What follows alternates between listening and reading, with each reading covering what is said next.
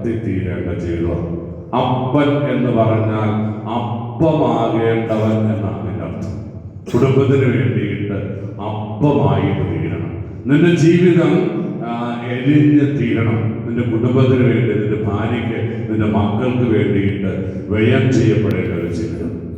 അല്ലാതെ വലിയവനായിട്ട് അവിടെ ഇട്ടിരിക്കുന്ന മറ്റേ കസാരയുണ്ടല്ലോ, ഈസി ചെയർ അല്ലേ, അതിന്റെ മുകളിൽ കയറിയിരുന്ന് അടുത്ത് മുകളിൽ വെച്ച് ഒരു വിസറി എടുത്ത് വീശിക്കൊണ്ടിട്ടുണ്ട് എന്നൊക്കെ പറഞ്ഞുകൊണ്ട് ഈ ഹോട്ടലിലെ ഓർഡർ ചെയ്യുന്നതനുസരിച്ച് അവിടെ കുത്തിയിരുന്നുകൊണ്ട് കിട്ടുന്നതെല്ലാം മനസ്സിൽ കയറ്റിക്കൊണ്ടിരിക്കാനുള്ള പണിയൊന്നുമല്ല അപ്പൻ ഉദ്യോഗം എന്ന് പറയുന്നത്. കുടുംബത്തിന് വേണ്ടി കഷ്ടപ്പെടാൻ, ത്യാഗങ്ങൾ സഹിക്കാൻ, വേദനകൾ സഹിക്കാനുള്ള മനസ്സ് സ്വന്തമാക്കലാണ്. എൻ്റെ ചേട്ടന്മാരെ, ഞാനൊന്ന് ചോദിക്കട്ടെ, നമുക്ക് നമ്മുടെ കുടുംബ ജീവിതത്തിൽ ചെയ്യേണ്ട റോളുകൾ, എൻ്റെ ഉത്തരവാദിത്വങ്ങളൊക്കെ കൃത്യമായിട്ട് നിറവേറ്റാൻ വേണ്ടിയിട്ട് നമുക്ക് സാധിക്കുന്നുണ്ടോ? സ്വന്തം വീടും എന്താ പറയുക, അഡ്രസ്സ് പോലും നഷ്ടപ്പെടുത്തിയിട്ട് നിങ്ങളുടെ കൂടെ വന്ന് ജീവിക്കുകയാണ് നിന്റെ ഭാര്യ.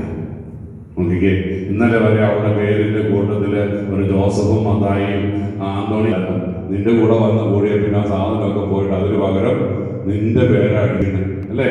ഇന്നലെ വരെ അവർക്കൊരു അഡ്രസ് ഉണ്ടായിരുന്നു. ആ അഡ്രസ് മാറിയിട്ട് വീട്ടുപേരുടെ സ്ഥാനത്ത് അത് വെട്ടിയിട്ട് നിന്റെ അഡ്രസ് എഴുതി വെച്ചു. അവർക്ക് അപ്പനും അമ്മയുണ്ട്. ആശുപത്രിയിലാണെങ്കിൽ നിന്റെ അപ്പനും അമ്മയും, നിന്റെ വീട്ടിലൊരു ആവശ്യമുണ്ടെങ്കിൽ ആ ആവശ്യങ്ങളെല്ലാം കഴിഞ്ഞിട്ട് സമയമുണ്ടെങ്കിലാണ് ഈ ഭാര്യ അവളുടെ വീട്ടിലേക്കൊന്ന് പോകണമെങ്കിൽ. സ്വന്തം കുടുംബത്തെ വിട്ട്, സഹോദരങ്ങളെ വിട്ട്, കുടുംബജീവിതത്തിലെ സാഹചര്യങ്ങളൊക്കെ വിട്ട് നിന്റെ കുടുംബത്തിലായിരിക്കുന്ന നിന്റെ ജീവിത പങ്കാളിക്ക് നീ എന്ത് വിലയാണ് നിന്റെ ഭവനത്തിൽ കൊടുക്കുക എന്നൊന്ന് ചിന്തിച്ചു നോക്കിക്കും. എൻ്റെ മുമ്പിലിരിക്കുന്ന ചേട്ടന്മാർക്ക് നിങ്ങളുടെ ഭാര്യയുടെ ഡേറ്റ് ഓഫ് ബർത്ത് അറിയാവോ? എന്നാണ് ഉണ്ടായത്? അവളുടെ പിറന്നാൾ എന്നാണെന്നറിയാവോ? കല്യാണം കഴിച്ച ഡേറ്റ് ഓഫ് ബർത്ത് ഉണ്ടോ?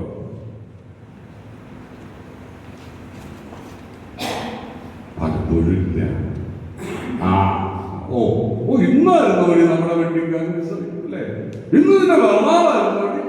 ഇതൊക്കെ ആരെങ്കിലും ഒക്കെ ഇങ്ങനെ പറഞ്ഞറിഞ്ഞ് ഫേസ്ബുക്കിലും വാട്സപ്പിലും ഒക്കെ നോക്കി തോണ്ടിയിട്ടല്ല തിരിച്ചറിയേണ്ടത്. ആ ഭാര്യയുടെ പിറന്നാളിന്റെ ദിവസം വരുമ്പോഴത്തേക്കും ഒരു സർപ്രൈസ് ഗിഫ്റ്റ്. അപ്പൊ 1500 രൂപയ്ക്കും 500 രൂപയ്ക്കൊക്കെ സാരി കിട്ടുന്നത് 1-2 പൂജപ്പുറത്ത് ഇട്ടിട്ട് ആണെങ്കിലും വേണ്ടിയില്ല, ഒരു കുന്ത്രാണ്ടം കൊണ്ട് മേടിച്ചു കൊടുത്തിട്ട് ഇനി ഹാപ്പി ബർത്ത്ഡേ ടു യു എന്നൊക്കെ പറഞ്ഞിട്ട് നല്ലൊരു ഉമ്മയൊക്കെ ഒന്ന് കൊടുത്തു നോക്കിക്കേ. ഇത് ഞാൻ എല്ലാ കോപ്രായം കാണിച്ചാലും അവള് സഹകരിക്കും, നിങ്ങളുടെ കൂടെ നിൽക്കും. പക്ഷെ ഇതിനൊന്നും നമുക്ക് നേരമില്ല എന്നുള്ളതാണ് സത്യം. പലതും നമുക്കറിയില്ല. പല കാര്യങ്ങളെ കുറിച്ചും നമുക്ക് തിരിച്ചറിവ് നഷ്ടപ്പെട്ട് എങ്ങനെ കൊണ്ടുപോകുക. നോക്കിക്കേ, ഞാൻ വെറുതെ ചേട്ടന്മാരോടൊന്ന് ചോദിക്കട്ടെ, ഒരു ഗ്ലാസ് നല്ല കടുങ്കാപ്പി, ചൂട് കൂടാതെ കുറയാതെ, കടുപ്പം കൂടാതെ കുറയാതെ, മധുരം കൂടാതെ കുറയാതെ എന്ന് വെച്ച് കഴിഞ്ഞാൽ അതിന്റെ എല്ലാ ഇൻഗ്രീഡിയൻസും കൃത്യമായിട്ട് വന്ന് കുടിച്ചു നോക്കാൻ അടിപൊളി കടുകാപ്പിയാണെന്ന് പറയുന്ന രീതിയിലുള്ള നല്ല ഒരു ഗ്ലാസ് കടുകാപ്പിയാണ് താൻ അറിയാവുന്ന ഉറപ്പുള്ള ചേട്ടന്മാരെ കണ്ടിട്ടുണ്ടോ? കൈവക്കൊന്നും വേണ്ട. എന്നാൽ ഈ പറഞ്ഞ സാധനത്തിനകത്ത് ഇതിന് ഏതെങ്കിലും ഒരു കുന്ത്രാണ്ട കുറഞ്ഞു പോയാൽ അത് നേരെ പെപ്പർനോക്കിന്റെ മോതയ്ക്ക് ഒഴിക്കാൻ ഒരു പ്രശ്നമില്ല. എല്ലാ കാപ്പിയും ഉണ്ടാക്കി വെച്ചത്. ഈ കഴിഞ്ഞ ദിവസം വാട്സപ്പിന് രസകരമായ ഒരു വീഡിയോ, ഭർത്താവിന്റെ മുമ്പില് ഭാര്യ, അവിടെ ശ്രദ്ധിക്കേണ്ട കാര്യമാണ്, എന്നാൽ പോലും പുട്ട് പുഴുകിക്കൊണ്ട് വെച്ചിരിക്കുകയാണ്. ആ പുട്ട് പല കഷ്ണമായിട്ട് പുട്ട് കുത്തിക്കൊണ്ട് വെച്ച് കഴിഞ്ഞപ്പോഴത്തേക്കും 2-3 കഷ്ണമായിട്ട് പോയി. പുട്ടെന്ന് പറഞ്ഞു കഴിഞ്ഞാൽ ഇങ്ങനെ സ്റ്റഡി പണി പോലെ ഇരിക്കേണ്ട സാധനമാണ്. അത് ഞാൻ ഭയങ്കര ദേഷ്യം. എന്നാണ് ഉണ്ടാക്കിയത്? ഒരു പുട്ട് നേരെ ഉണ്ടാക്കി വെക്കാനൊന്നും അറിയത്തില്ലേ? അങ്ങനെ അവളെ പോയിട്ട് അകത്തുനിന്ന് വേറെ ഒരു കുറ്റിപ്പുട്ട് നല്ല ഷേപ്പിലുള്ള ഒരു പുട്ട് കുത്തിയിട്ടുണ്ട്. അത് കഴിഞ്ഞപ്പോഴത്തേക്ക് ഇയാൾ അതിന് മുകളിൽ കൈ വെച്ച് പൊടിച്ച് അങ്ങനെയാണോ പുട്ട് തരുന്നത് അല്ലേ? മുകളിൽ നിന്ന് കൈ വെച്ച് അതുകൊണ്ട് പൊടിക്കാൻ വേണ്ടി തുടങ്ങി. അവൾ തൊടരുത്, മര്യാദയ്ക്ക് ഇതുപോലെ എടുത്ത് എഴുതോളം. അത് ഇങ്ങേർക്ക് ഞാൻ പുട്ട് കൊണ്ട് തന്നപ്പോഴത്തേക്ക് അത് 2 കഷ്ണമായി പോയതാണല്ലോ പ്രശ്നമായി പോയത്.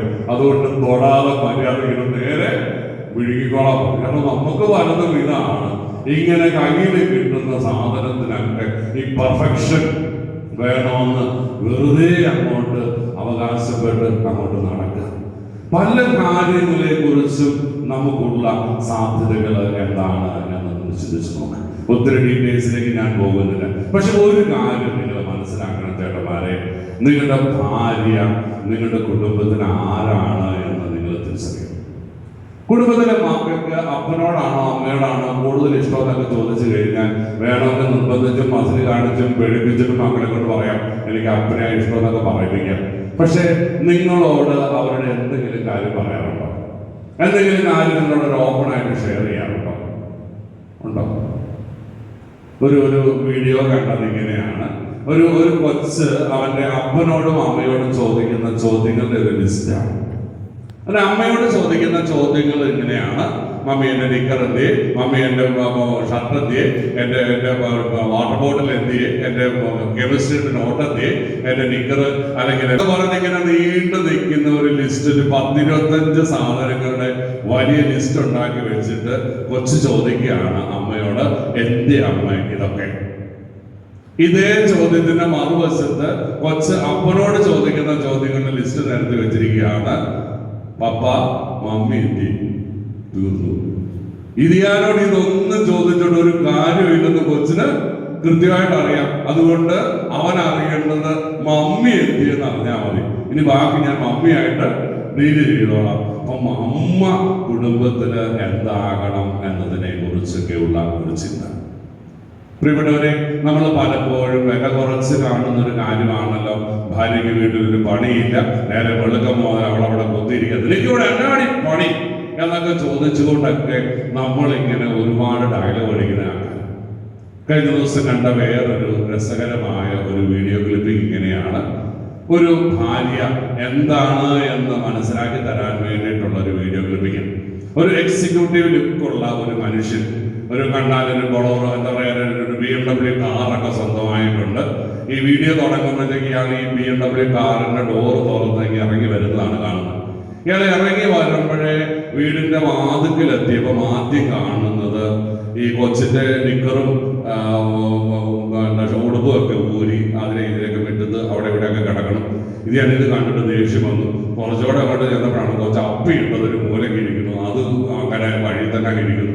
ഇത് ഞാൻ ദേഷ്യം വന്ന് വല്ലാണ്ട് ദേഷ്യം വന്നിട്ട് നേരെ അകത്ത മുറിയിലേക്ക് കയറി ചെന്നപ്പോഴത്തേക്കും, കയറി ചെല്ലുന്ന മുറി അല്ലെ നമ്മുടെ റിസപ്ഷൻ റൂം, അവിടെ ചെന്നപ്പോഴത്തേക്കും ഫാൻ ഫുൾ സ്പീഡിൽ കറങ്ങിക്കൊണ്ടിരിക്കുകയാണ്.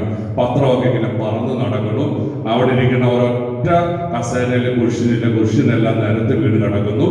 ആ മുറിക്കകത്ത് മുഴുവൻ ഒരു അലങ്കോലപ്പെട്ട് കിടക്കണം, ഒരു വൃത്തിയില്ലാതെ വലിച്ചു വാരിയിട്ടേക്കണത് പോലുള്ള ഒരു മുറി.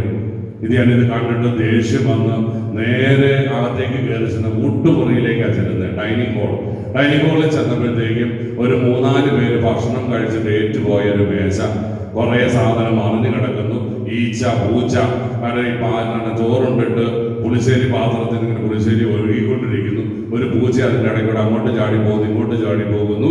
കുറേ വൃത്തികേടുകൾ, ഈച്ചയുടെ പൂച്ച പൊതിഞ്ഞിരിക്കുന്നു. മേശപ്പുറത്ത് മുഴുവനും ഈ വൃത്തികെട്ട പ്ലേറ്റും പാത്രവും എല്ലാം കൂടെ ഇങ്ങനെ കൂട്ടിയിട്ടേക്ക്.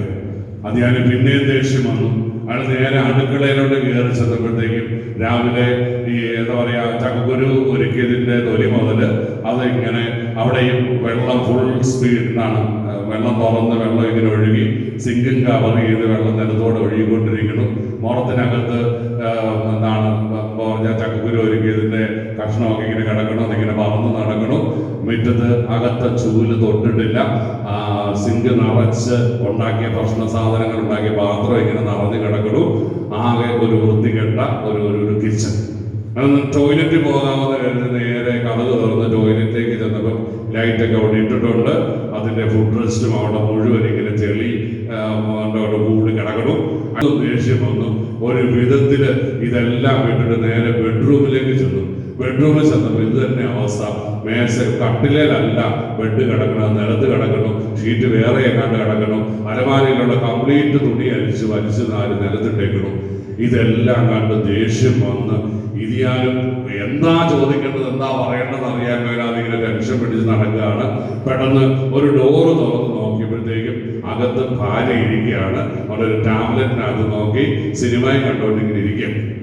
ഇത് കണ്ടിട്ട് ഇത് ഞാൻ ദേഷ്യം വന്നിട്ട് അവളോട് ചോദിച്ചു, എടി നിനക്ക് ഇതൊന്നും കണ്ടിട്ടൊന്നും തോന്നരുത്, നീ എന്നാ ചെയ്തോണ്ടിരിക്കുക?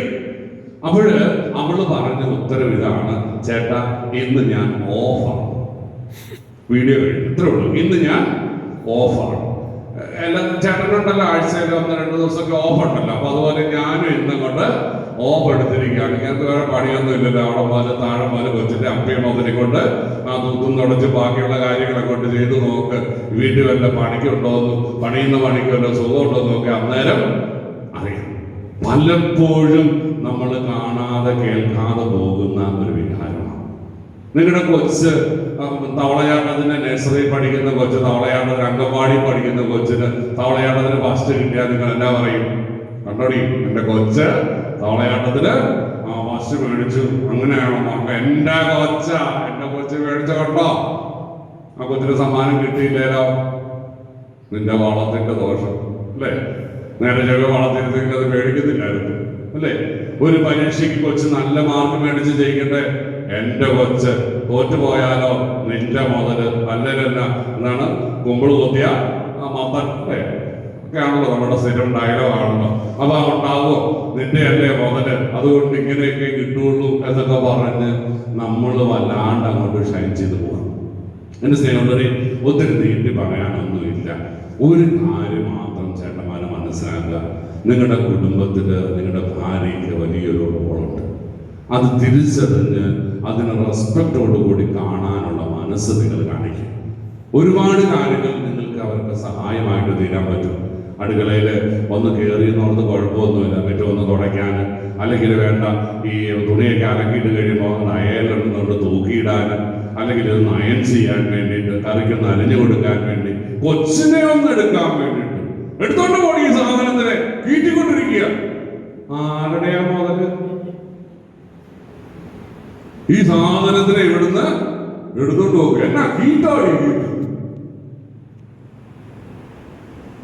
അപ്പൊ നമ്മുടെ ഭാഷയിൽ നമ്മുടെ ഒരു ലെവലും ഒക്കെ കുറച്ചൊന്ന് മാറ്റിയിട്ട് കുറച്ചുകൂടെ മാന്യമായിട്ട് നമ്മുടെ കുടുംബ ജീവിതത്തിന്റെ ഉത്തരവാദിത്തങ്ങളൊക്കെ ഒന്ന് നിറവേറ്റാനുള്ള മനസ്സ് നിങ്ങൾ സ്വന്തമാക്കുക. മക്കളുടെ കാര്യത്തില് കുടുംബത്തിന്റെ കാര്യത്തിലൊക്കെ ഇടപെടാൻ വേണ്ടിയിട്ട് പറ്റണം.